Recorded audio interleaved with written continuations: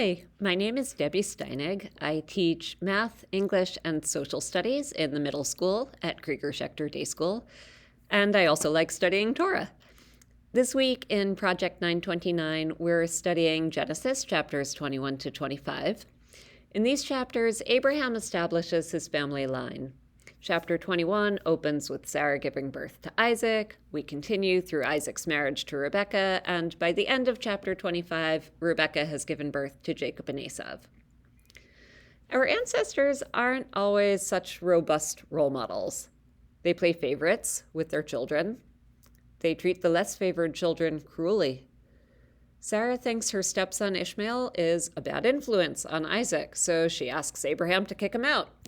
God says, "Do whatever Sarah tells you," and Abraham sends Ishmael and Hagar into the desert with some bread and water.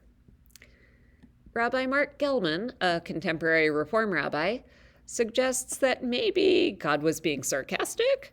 "Oh, sure, do what Sarah tells you. Send the kid into the desert. Great idea." Was Abraham playing dumb when he took God at face value?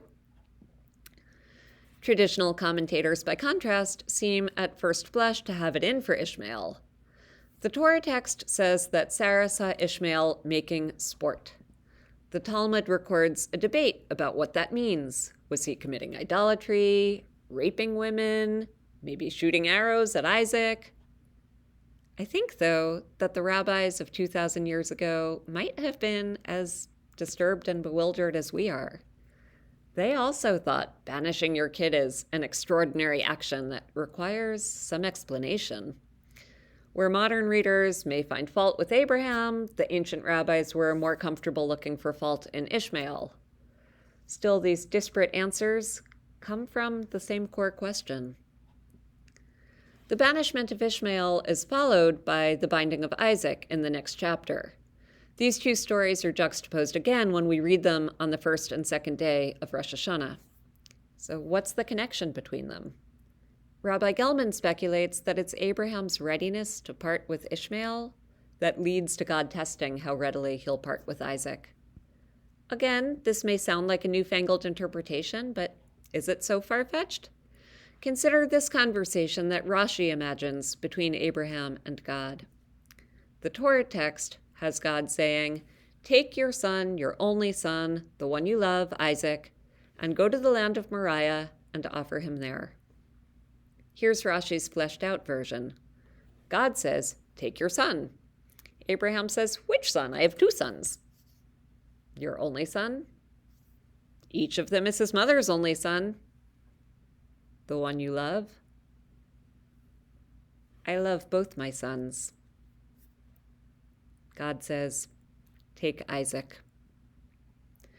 Rashi goes on to explain that this escalation only highlights Abraham's merit. But even if inadvertently, Rashi's version also highlights that Ishmael too deserved love. The questions raised by these stories reverberate through subsequent generations. Isaac and Rebekah replicate Abraham and Sarah's tendency to play favorites, though this time each of them has a different favorite. Jacob and Esau's rivalry plays out with echoes of their father Isaac and their uncle Ishmael. Maybe we're still living out the family psychodrama today in the friction in the Middle East between the children of Isaac and the children of Ishmael. The Torah offers no easy answers, but I take heart in one peaceful moment in the story. In chapter 25, we see a reconciliation, at least partial, when Isaac and Ishmael come together to bury their father Abraham. In a world of strife, I'll hold on to glimpses of even partial peace.